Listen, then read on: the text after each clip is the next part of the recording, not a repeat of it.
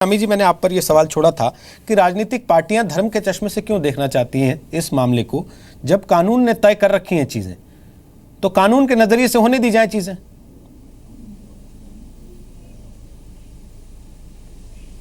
नहीं, देखिए, आप राजनीतिक पार्टी की बात करते हो तो वो कभी रिलीजन को टच नहीं करते, आप कहते हैं। लेकिन आज ये इश्यू की जो बात है, जब कभी भी कोर्ट में जाता है कॉन्स्टिट्यूशन के फ्रेमवर्क में आ जाता है, और जब कोर्ट में आता है तो फिर सिर्फ और सिर्फ लीगल नज़रिए से देखा जाता है। मैंने जब कोडिफाइड लॉ की बात की तो ये हिंदू लॉ और Mohammedan law, they are definitely personal laws.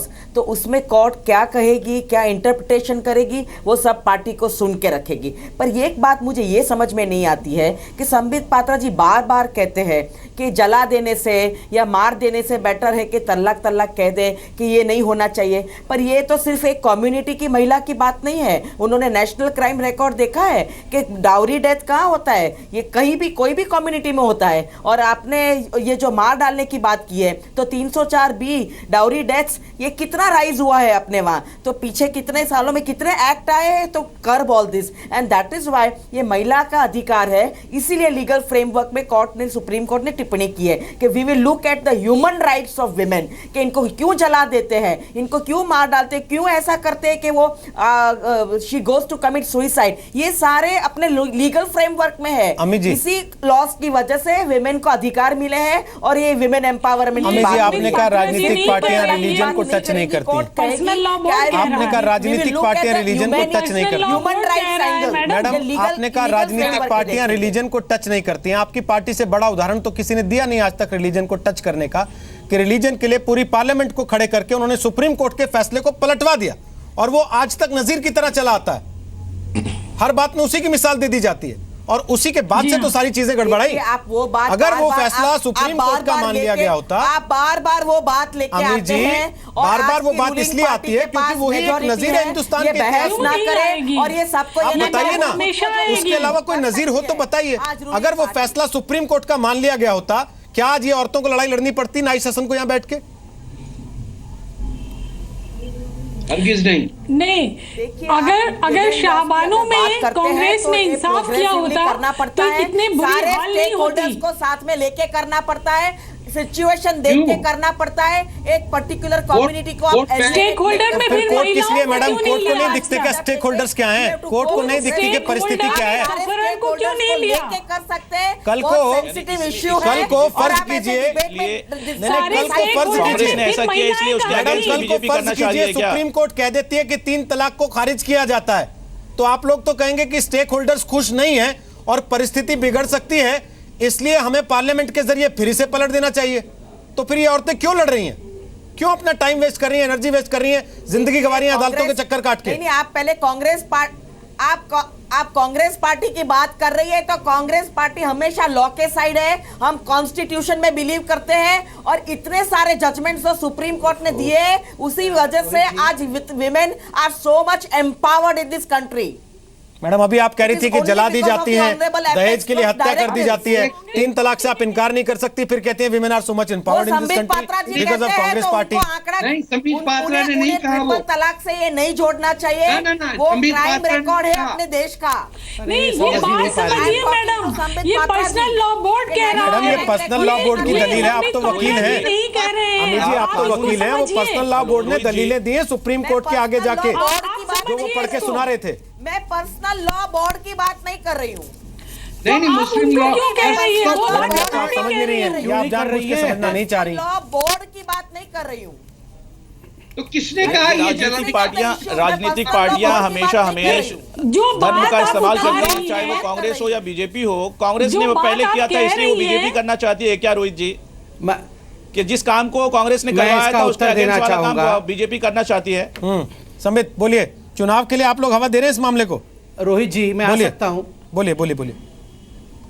Rohit जी, एक बात तो मुझे अच्छा लगता अगर अमीन जी थोड़ा प्रिपेयर करके आती और पढ़ के आती कि all India Muslim law board ने क्या क्या इसमें एफिडेविट में लिखा है, उस विषय में मैं बता रहा था। दूसरी बात, देखिए, मैं इस बात से बिल्कुल इत्तेफाक नहीं रखता। अगर एक महिला, छोड़ दीजिए 50% महिला भी, एक भी महिला बार बार जलाने की बात करते हो, आपको ये शोभा नहीं देता कि आप ये नेशनल क्राइम रिकॉर्ड को? अरे भैया, वो जलाने वाली बात पर्सनल लॉ बोर्ड करती है, पढ़िए उसको। पता ही नहीं है, पता नहीं अरे कि क्या बात कर पर्सनल रहे हैं लॉ आप? बोर्ड कह रहा है, आप खैर, उसको क्यों अब नहीं मैं पॉइंट आउट पूरा- करती? कमाल हो गया। वो आप संबित अब मैं पात्रा को प्लीज कह रही हैं, कंप्लीट वो मुस्लिम देखिए, पर्सनल लॉ बोर्ड वो ने कहा है। सुप्रीम कोर्ट को कहना ही पड़ेगा, ये जो पर्सनल लॉ बोर्ड की एफिडेविट है बिल्कुल डेरोगेटरी है, बिल्कुल डेरोगेटरी है ऑन तो विमेन्स आप डिग्निटी। मैं इसमें धन्यवाद। अब सुन लीजिए जरा, मेरी बात सुन लीजिए। अमी जी, आप एक वकील हैं, मैं आपको एक बात बता दूं कि एक भी महिला क्यों, अगर एक भी पुरुष पूरे हिंदुस्तान में कहीं उसके खिलाफ कुछ काम हो रहा हो गैर कानूनी तरीके से, इलीगल तरीके से, तो भले ही पूरा हिंदुस्तान, बाकी 126.99 करोड़ लोग एक तरफ खड़े हो सकते हैं, मगर कानून और हम सबको उसके पक्ष में खड़ा होना चाहिए जिसके खिलाफ न्याय हो रहा है, जिसके साथ न्याय नहीं हो रहा है। ये स्टेक होल्डर न्याय में कोई शब्द नहीं होता, न्याय में कोई स्टेक होल्डर नहीं होता है। अगर हम लोग कहेंगे कि नहीं सती प्रथा तो होनी चाहिए, स्टेक होल्डर से बात होगा, तो ये सती प्रथा आज एबॉलिश ही नहीं हो पाती। सती प्रथा इसलिए एबॉलिश है क्योंकि वो एक जघन्य विषय था, नृशंस था, वो ह्यूमन राइट के मुताबिक नहीं था, इसलिए सती प्रथा एबॉलिश हो गया। भले ही कुछ बदमाश लोग जो स्टेक होल्डर बन रहे होंगे उस समय, उनकी बात नहीं सुनी गई। तो देखिए आज भी मुझे आश्चर्य हो रहा है कि नाइस हसन साहिबा तो एक तरफ देखिए वो इस्लाम को फॉलो करते हुए वो अपने अधिकार के लिए लड़ रही है, मगर अमी जी आप एक पॉलिटिकल रिप्रेजेंटेटिव है, आपको तो आज नाइस जी के साथ और स्ट्रॉन्ग तरीके से खड़ा होना चाहिए। आप उल्टा यहाँ पर ये दिखा रहे हैं कि नहीं नहीं नहीं, हम जो सुप्रीम कोर्ट कहेगा उसको नहीं, हम केवल स्टेक होल्डर को मान रही हूँ। ये अच्छी बात नहीं है, ना खड़े रहने की बात नहीं है। आप कितना डेरोगेटरी बात बता रहे हैं महिला के लिए, आप कितना डेरोगेटरी कह रहे हैं वो बात मैं बता रही हूँ। प्लीज बिल्कुल डेरोगेटरी नहीं है। नाइस हसन बोलिए। किसी की बात को भी सुनना चाहिए आपको। पर्सनल लॉ वो तो कुछ भी नाइस पढ़ के हसन नहीं आई बोलिए। है। मैं कह रही हूँ, नाइस हसन, मैं अगर कह आप रही हूँ, समझा सकती हैं उन्हें तो समझा लीजिए प्लीज। मैं अमी मैडम, कभी उनको बताया मैं आपको ये कहना चाहती हूँ मैडम, आप वकील हैं, आप ये बात पहले समझिए, जो बात आप संबित पात्रा जी की तरफ चीख के कह रही हैं वो बात तो पर्सनल लॉ बोर्ड ने लिख के दे दिया है कोर्ट में, तो आपने उनके खिलाफ क्या कोई सवाल उठाया? और अगर आप 3 तलाक को गलत मानती हैं तो 70 साल से आप लोगों ने क्या किया? अगर मानती हैं तो अपनी पूरी टीम से कहिए आके सामने खड़े हो और मुसलमान औरतों को इंसाफ देने के लिए बीजेपी के साथ भी आके खड़े हो जाए। अगर वो मानती है कि ये इंसाफ का मुद्दा है, अगर ये मानते हैं कि मौलाना मौलवी के हाथ का खेल है, तो इस देश में मौलाना मौलवी की नहीं चलेगी, हाई कोर्ट और सुप्रीम कोर्ट की चलेगी। हम लोग इंसाफ के लिए लड़ रहे हैं और आप लोग मौलानाओं को संरक्षण दे रही हैं, ये कैसी बात है? ठीक, मुफ्ती साहब बोलिए। ये देखिए, मौलानाओं को किसी समर्थन की जरूरत नहीं है। बोलिए, मैं आपको बता दूं कि कांग्रेस हो या बीजेपी हो, रोहित जी, कांग्रेस हो या बीजेपी हो, सबने उलमाओं का इस्तेहसाल किया है, धर्म का इस्तेहसाल किया है, चाहे वो धर्मगुरु मुसलमान के हो या हिंदू के हो। आज अगर 70 साल पहले जो उस 70 साल औरत के साथ जो इश्यूज हुए थे, उस इश्यूज को जो कोडिफाइड हुए हैं, रोहित जी, और we are believing in the constitution. Amit ji सुनिए ना, आपको बात शायद आप अमित जी मौलाना साहब को सुन लीजिए ना। आपने कोडिफाई नहीं किया अमित है। जी मौलाना साहब को सुन तो लीजिए, वो कुछ कह रहे हैं, बोलिए मौलाना। हमने नहीं किया रोहित है। जी, मैं बताना चाहूंगा कि आज से पहले जो कुछ भी हुआ है मुसलमानों के साथ या हिंदुओं के साथ, पार्टियों ने, हर एक पार्टी ने मुसलमानों का या हिंदू धर्मगुरुओं का इस्तेहसाल किया है, ये तो बात पक्की है। मैं ये देख रहा हूं कि बीजेपी के हमारे प्रवक्ता और हमारे दोस्त ये दिखाना चाह रहे हैं कि वो काम जो कांग्रेस ने आज से पहले किया था, हम उसके अगेंस्ट वाला काम आज करके ही दिखाएंगे। तो आप इन दोनों के बीच में रह करके धर्म को खराब ना करें, धर्म के आस्थाओं का ख्याल रखते हुए, धर्म के साथ जो चीजें आई हैं, धर्म के पर आज से 1400 साल पहले से जो बातें चली आ रही है, जो कुरान और हदीस से है, शरीय एतबार से है, उस पर अटैक करने की कोई कोशिश न करें। और जो भी कोशिश करेगा तो लोगों ने उसको देखा है कि क्या होता है आने वाले वक्तों में। मैं सिर्फ और सिर्फ हमारी कम्युनिटी के लोग सुप्रीम कोर्ट की तरफ प्यार भरी, सुप्रीम कोर्ट अगर प्यार भरी मर्जी के खिलाफ जाएगा तो फिर नतीजा देख लीजिएगा। तरफ देख रहे हैं आप धमकी दे रहे हैं सर, टीवी पे बैठ के। देखिए, पार्टियों को, पार्टी के लोगों को, मौलाना साहब आप टीवी पे बैठ के धमकी दे रहे हैं। पार्टी के लोगों को तो कभी, मौलाना साहब आप सुप्रीम कोर्ट को चैलेंज कर रहे हैं टीवी पे बैठ के, अभी तो फैसला नहीं आया तब इतनी तिलमिलाहट है। आप डाइवर्ट कर रहे हैं। मैं कहां डाइवर्ट कर रहा हूं सर?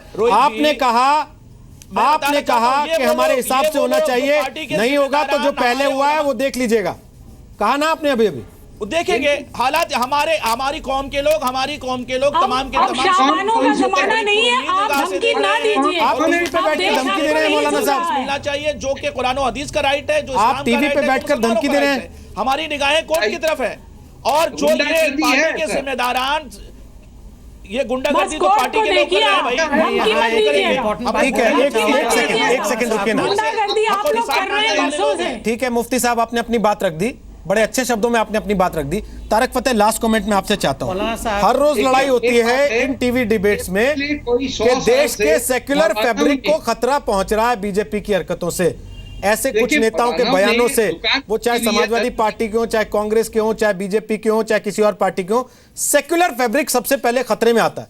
हम देश तो सेक्युलर चाहते हैं, लेकिन कानून मजहबी चाहते हैं। क्यों? नहीं चाहते, डबल स्टैंडर्ड है हमारा। मजहबी कानून नहीं चाहते। जहां मजहबी कानून है सऊदी अरेबिया और ईरान में और पाकिस्तान में हमने देख लिया। हमें नहीं चाहिए, बिल्कुल नहीं चाहिए।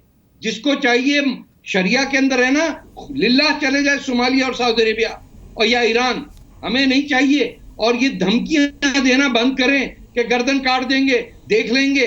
ये रोजाना 100 जो ईमेल मुझे बात करता है रोहित जी, क्या आप ऐसे लोगों की बात सुनना पसंद करते हैं? धर्म का आवाम ऐसे लोगों की बात नहीं सुनना पसंद करती जो हमारे हिंदुस्तान को तोड़ने की बात करता है। रोहित जी, 100 साल से दुकान खोली भी आपने इस्लाम की और लोगों की जिंदगी आजाद की भी आपने। अरे मोहतरम मिस्टर फतेह, आप हिंदुस्तान के लोगों को तोड़ने की बात करते हैं, हिंदुस्तान को तोड़ने की धमकियां देते हैं और बताते हैं, और आप हमें सिखाने आए कि हमें हिंदुस्तान में किस कानून के तहत रहना चाहिए। मास्टर फ्रेंचाइज लिया इस्लाम की, कोई आपके पास सनद है कि आप बताएंगे सुप्रीम कोर्ट को क्या होगा? आपके दिन खत्म हो गए। हमें मानना नहीं चाहिए, आपके पास सनद है, आप हमारे ऊपर दावा ठोकेंगे, आपको ये अमल नहीं करना। मुझे लगता है गलत दिशा में न ले जाए चीजों को। मौलाना साहब, चीजों को गलत दिशा में नहीं ले जाना चाहिए। आप सम्मानित व्यक्ति हैं, कम से कम उस ओहदे का ख्याल करें जिस पे आप बैठे हैं, उस ओहदे का ख्याल करें जिस पे आप बैठे हैं। आपसे लोग उम्मीद करते हैं कि आप उनके हक की बात करेंगे, रखेंगे, लेकिन ये भी उम्मीद करते हैं कि जिस ओहदे पे आप बैठे हैं उसकी इज्जत रखते हुए करें। धन्यवाद आपका, धन्यवाद आपका। मैं नहीं चाहता कि इस तरह से जब बात हो रही हो तो चर्चा को हम आगे बढ़ाएं। बहुत बहुत धन्यवाद आपका। हम चाहते थे चर्चा को थोड़ा और आगे बढ़ाएं, लेकिन जब बात होने के बजाय धमकियां आने लगे तो हमें लगता है उसे खत्म कर देना चाहिए। लेकिन इस पॉइंट के साथ ये कहते हुए कि आपको देश सेक्युलर चाहिए, देश आप धर्मनिरपेक्ष चाहते हैं, लेकिन कानून मजहबी चाहते हैं, ये डबल स्टैंडर्ड क्यों है? सुप्रीम कोर्ट हो सकता है जब 3 तलाक के मामले पर कोई बड़ा फैसला दे, फाइनल फैसला दे, तो इस चीज पर भी कुछ तय कर दे।